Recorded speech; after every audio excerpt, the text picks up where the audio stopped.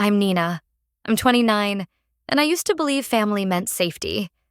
I also used to believe my older brother would never hurt my son. I was wrong, on both counts. I live in a tiny 2-bedroom apartment above a liquor store, work night shifts at the gas station off Route 23, and do everything I can to keep things stable for my 6-year-old Eli. He's the reason I haven't given up.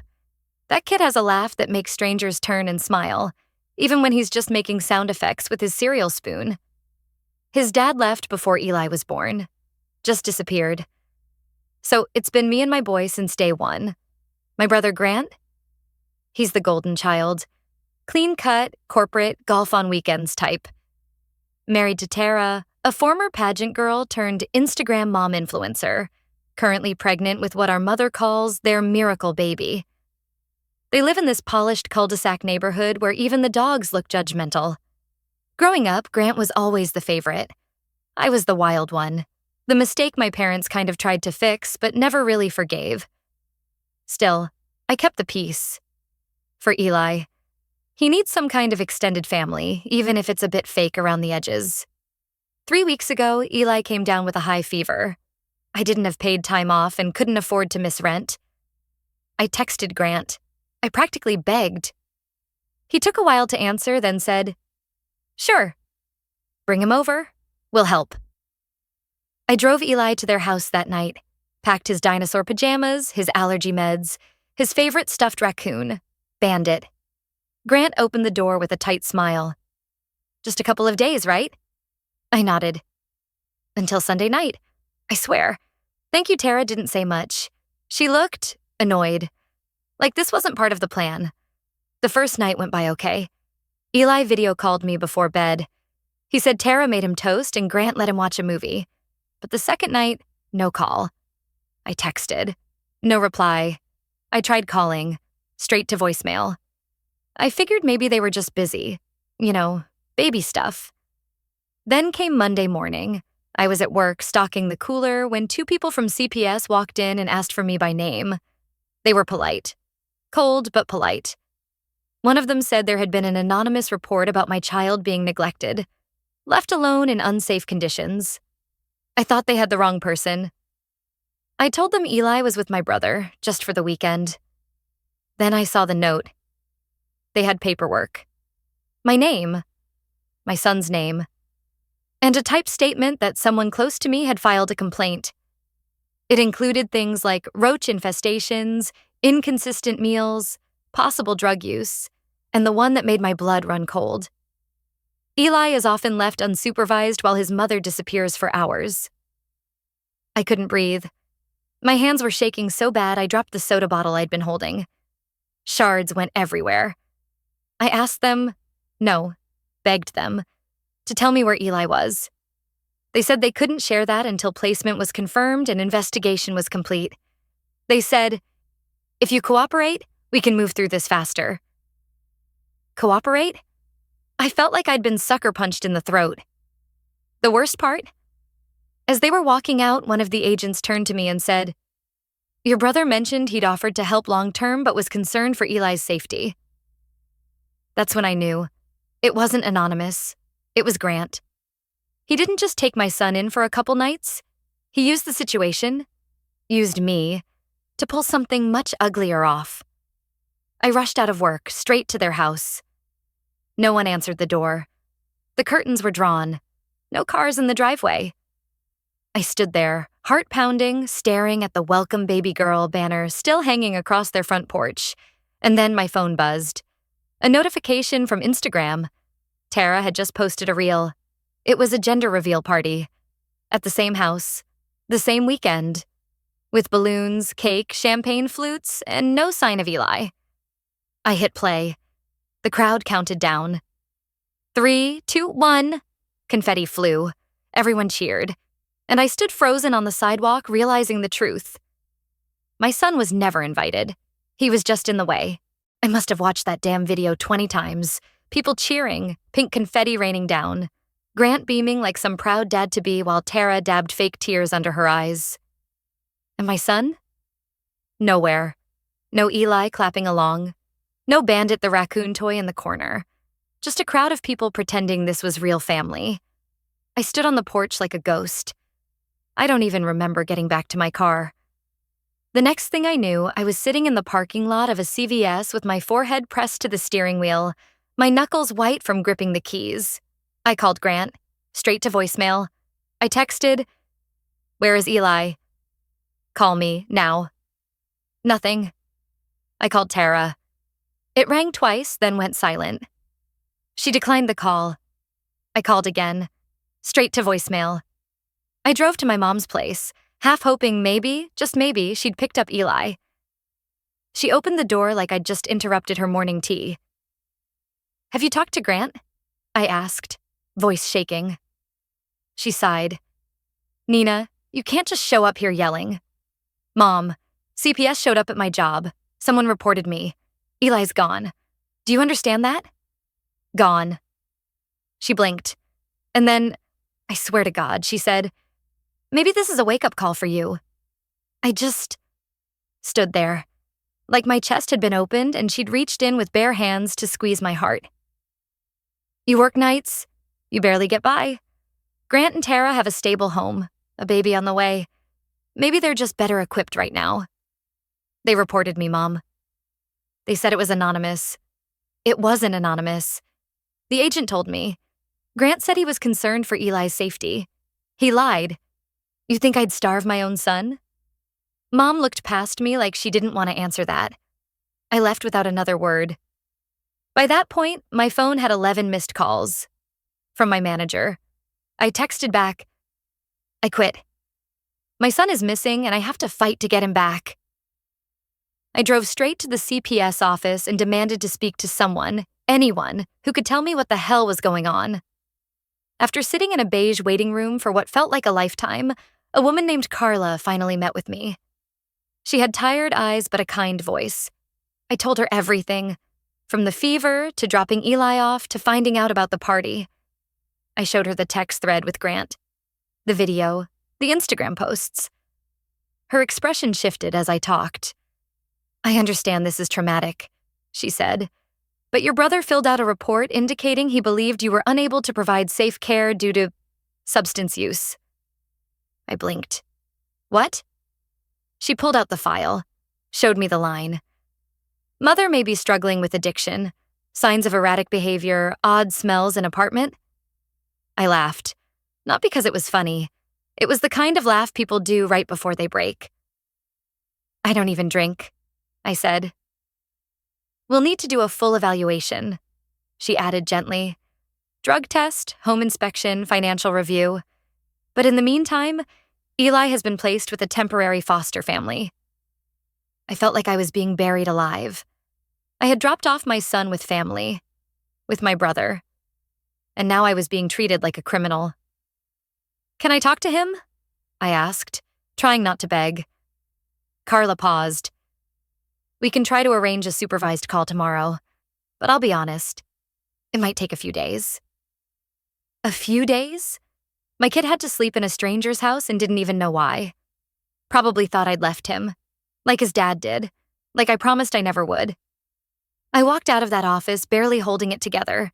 I made it to the stairwell before I broke. I curled up against the concrete wall and cried until my stomach hurt. Until I was empty. And then my phone buzzed. It was a message. From someone I hadn't spoken to in months. Lacey, Tara's old friend from college. The message said, "Hey, I saw what's happening. You didn't hear this from me. But Tara lost the baby 2 months ago. That whole party? It was for show. She just wanted to keep up appearances. I think Grant's behind a lot more than people realize. Call me when you're ready." I read it twice. My ears started ringing. Tara wasn't even pregnant. They built a lie so big, they sacrificed my child to protect it. There's this thing no one tells you about betrayal. It doesn't come like a lightning bolt. It leaks in, slow and suffocating. Like water rising around your ankles while you're still trying to convince yourself you're just imagining the flood. After Lacey messaged me, I didn't sleep. I lay on the couch in the same clothes I'd worn for 2 days, phone in hand, scrolling through every one of Tara's recent posts. And there it was. A video from 6 weeks ago. Tara posing with a sonogram photo.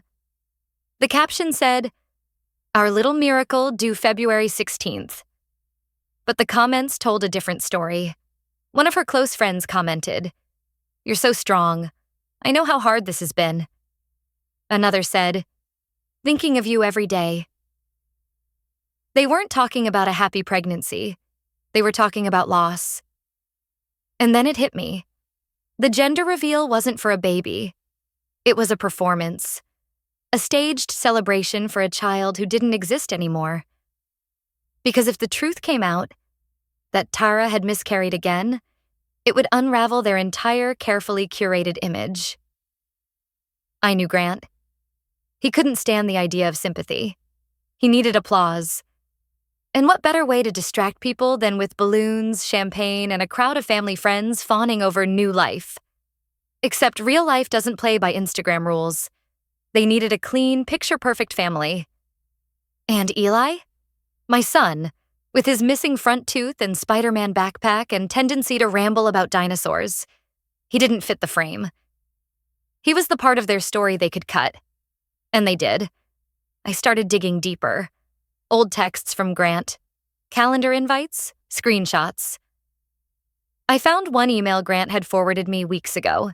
He'd accidentally CC'd me on a PTA invite for their family showcase night. He'd replaced my name with Nina, our family's wild card. I found Tara's Amazon registry. Not a single item had been updated since early September. But the thing that sealed it? A message from Lacey the next day. She sent me a voice memo. "I'm sorry I didn't say anything sooner," she whispered. Tara had a breakdown after the miscarriage.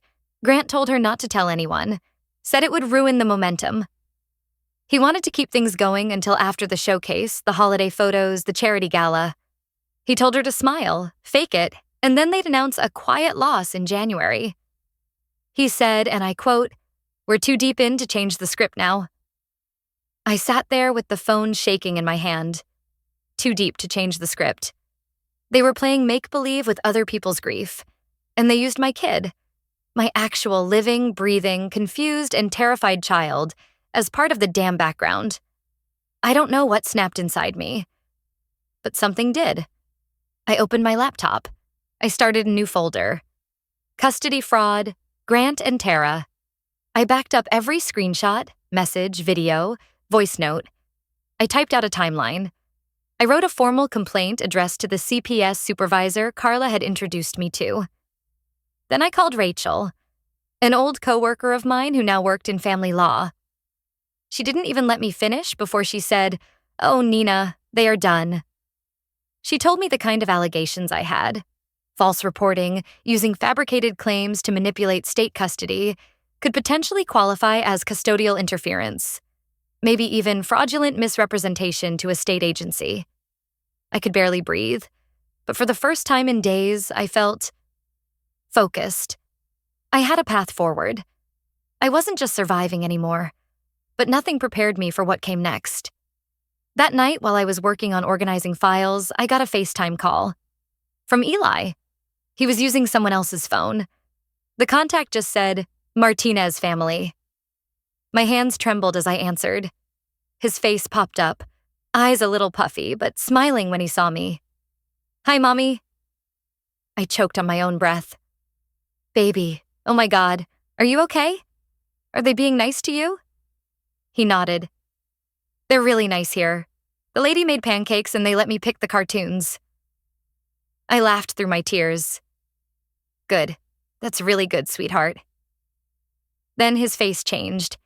His voice got quieter. "Mom?" "Yeah?" "Why did Uncle Grant say you didn't want me anymore? Why did Uncle Grant say you didn't want me anymore?"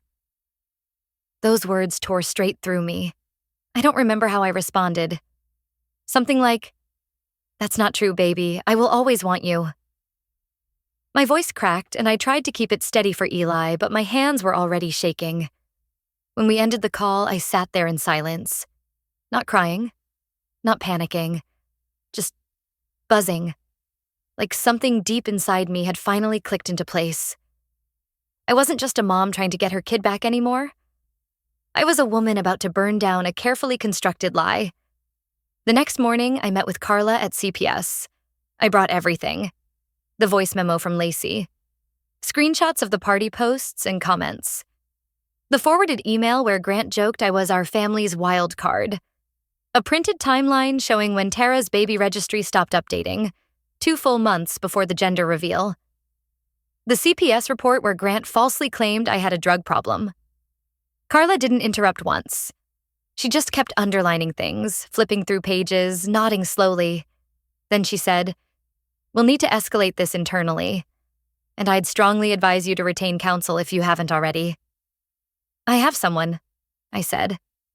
Rachel, my old co-worker turned attorney, was already one step ahead.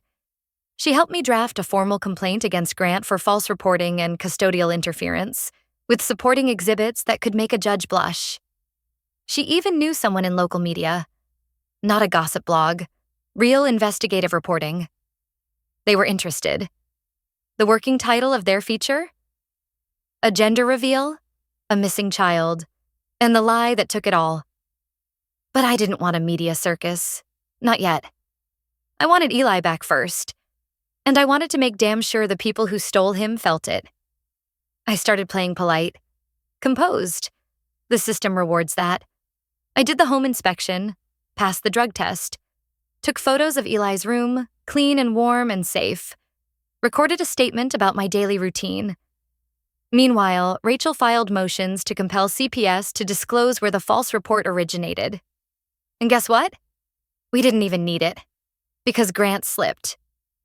I got an email from him, just a casual message.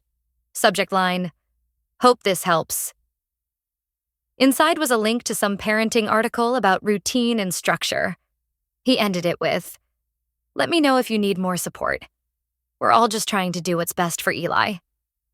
It was meant to look helpful, but that one sentence blew the lid off everything. He admitted in writing that he was involved in a custody-related decision. Game, set, match. Rachel nearly jumped out of her chair. "That's a confession," she said, disguised as concern. "We're adding this to the complaint." Things moved fast after that. The CPS supervisor contacted me to say my case was being reevaluated due to new evidence. The Martinez family, Eli's temporary placement, said I could visit more often while they finalized the reunification. Eli started smiling again on our video calls, and then came the twist, the kind you can't script. Rachel called me late one evening, her voice barely above a whisper. "You're not going to believe this," she said. "We pulled Grant and Tara's financial records. There's a trust fund in Eli's name."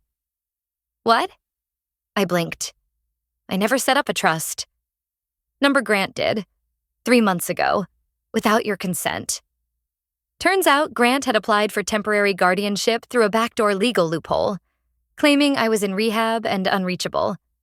And with that, he'd opened a trust account, under his control, supposedly for Eli's future medical and educational expenses. There was $18,000 in it, money from family friends, donations, a church fund Tara had quietly shared through her influencer network. She'd painted it as supporting their surprise custody of a neglected nephew. They monetized my son, used him as a prop in a fake story, and made $18,000 while I was being investigated as an unfit mother. That was the moment I stopped caring about being civil. By the time we walked into the hearing, I wasn't scared anymore. I was done being the girl who begged people to do the right thing. Eli sat beside me in the hallway, flipping through a book about sea animals. His little feet didn't touch the floor. When the clerk called my name, I stood up and took his hand. Across the courtroom, Grant looked like a stock photo version of himself. Polished, expensive suit, jaw clenched like it had been wired shut. Tara beside him didn't meet my eyes. Her makeup looked fresh, but her hands trembled. The judge took her seat. A small woman, gray hair, no nonsense. The kind who's seen it all and doesn't have time for smoke and mirrors. Rachel laid everything out like a surgical dissection. Calm, clear, methodical. False CPS report filed by Grant. Fabricated claims about substance abuse. Voice memo from Tara's friend confirming the pregnancy was already lost. Timeline showing the trust fund was opened using fraudulent guardianship. Social media posts collecting money from followers under false pretenses. Then she played the audio from Eli's call. "Why did Uncle Grant say you didn't want me anymore?" You could feel the air change in the room. Even the judge's face dropped for half a second before she composed herself. Grant's attorney scrambled to shift blame, called it a miscommunication, a well-meaning overstep. Then the judge looked directly at Grant. "I've seen parents lose their children for less," she said coldly. "You lied. You exploited legal gray areas. You leveraged your social status to rip a child away from his mother." She continued, voice steady like a knife. "You weaponized the system to protect an image, at the cost of a 6-year-old boy's sense of safety." And then she ruled. Eli was permanently and solely returned to my custody. Grant was barred from having unsupervised contact for a minimum of 2 years, with mandatory psychological evaluation. The fraudulent trust was seized and converted into a monitored savings account under my name for Eli's future needs. Tara was issued a formal cease and desist for misinformation fundraising. And the kicker? A copy of the ruling would be sent to Grant's employer, since he had claimed legal guardianship on multiple company documents. Rachel leaned in and whispered, "He's going to lose his job." And in that moment, I didn't feel triumphant. I felt relieved. Not because I wanted to ruin him, but because someone finally saw what he'd done and called it what it was. Eli came home that night. I cooked his favorite dinner, chicken nuggets shaped like dinosaurs and sweet corn with butter. We curled up on the couch, and for the first time in weeks, he fell asleep on my chest. No nightmares, no questions. Just peace. 2 days later, I got an email. It was from Tara. Just a single line. "I don't know if I'm sorry or just ashamed. Either way, thank you for protecting him, even when we didn't." And that told me everything I needed to know. I don't care if people call it revenge. This wasn't about getting even. This was about making damn sure my child never again had to wonder if he was wanted. I learned that sometimes the people who claim to be family are the first to weaponize your pain. But I also learned that justice doesn't always come loud and dramatic. Sometimes it walks into a courtroom, says your name, and hands you your life back. If you've ever had to fight like hell to protect someone you love, I hope you know. You're not alone. Drop a comment if this hit close to home. Or if you're still in the storm, tell me. Sometimes just being heard makes all the difference. And hey, if you're still here with me, thank you. If you want to hear more stories like this, you know where to find me. But for now, hold your people close. And never let anyone tell your story for you. That part belongs to you.